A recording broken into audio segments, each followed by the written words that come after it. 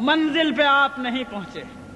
اگر آپ نے چاہا کہ بس ایک بل پاس ہو گیا، خواب خرگوش کے مزے لو، سو جاؤ، تو یہ غفلت آپ کو بہت نقصان پہنچائے گی۔ جو مخالف قوتیں ہیں وہ بہت منظم، بہت متحرک اور بہت سرگرم عمل ہے۔ ضرورت ہے کہ ہندوستان کے کونے کونے کا ہر مسلمان اپنے طور پر ہر لمحہ باشعور رہے اور ہر آواز پر لبیک کہنے کو تیار رہے۔ دوسری ضرورت اس بات کی ہے لوگوں کہ دین یا کوئی راستہ، آپ کے ہاں سروے میپ چھپتا ہوگا، اگر کبھی 100 برس پرانا سروے میپ آپ نے دیکھا ہو، بہت سی روڈ، بہت سی سڑکیں اس میں دیکھیں گے آپ۔ آج تلاش کریں گے وہ سڑک نہیں ملے گی، وہ ڈیڈ روڈ ہو گئی۔ کیوں؟ لوگوں نے چلنا چھوڑ دیا۔ جس راستے پر اس کی بالکل ثبوت موجود ہے کہ یہ روڈ تھی، لیکن لوگوں نے چلنا چھوڑ دیا، وہ راستہ نہیں رہا۔ اور جہاں راستہ نہیں تھا لوگ چلنے لگے تو لوگوں کے راستہ لگا لینے سے راستہ بن جاتا ہے۔ اے میرے دوستو، اگر تم ہندوستان میں اسلام کی بقا چاہتے ہو تو سب سے پہلی ذمہ داری یہ ہے کہ اسلام کو اور اپنے آقا جناب محمد رسول اللہ صلی اللہ علیہ وسلم کے طریقوں کو ڈیڈ روڈ مت بننے دو۔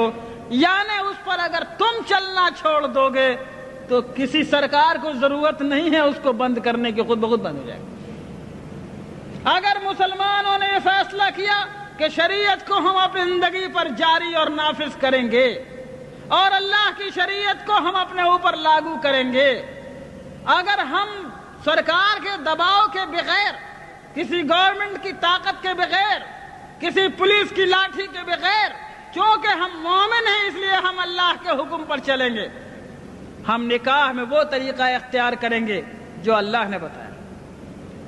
ہم وراثت بانٹیں گے، یہ نہیں ہوگا کہ بہن کا حق مارا جائے گا۔ کوئی تھوڑی بہت معمولی کھیت کی زمین ہے تو بٹ جائے گی، لیکن باپ کی دکان دبئی میں تھی تو یہ نہیں بٹے گی، اور شہر میں مکان تھا مدراس میں اور پٹنہ میں اور دلی میں تو وہ نہیں بٹے گا، اس میں بہن کو حق نہیں ملے گا۔ غلط بات ہے۔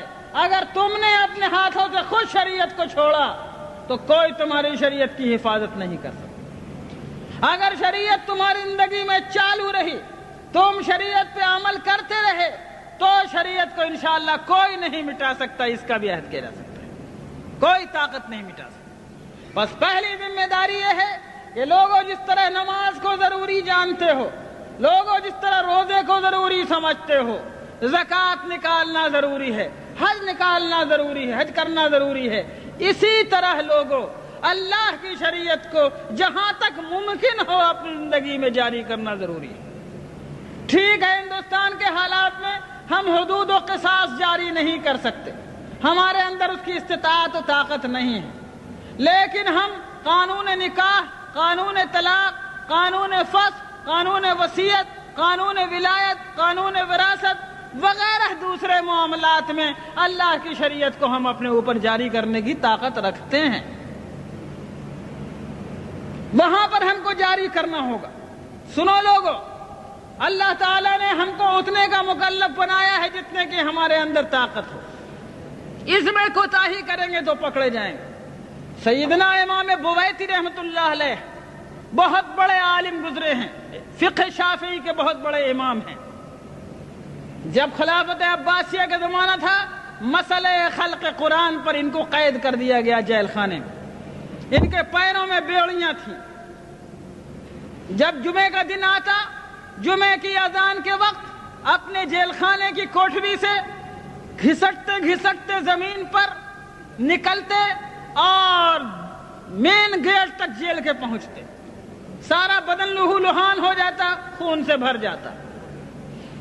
جب جمعے کی نماز پڑھ کے لوگ واپس آتے تو پھر یہ اسی طرح گھسٹتے گھسٹتے اپنی کوٹھری تک جاتے۔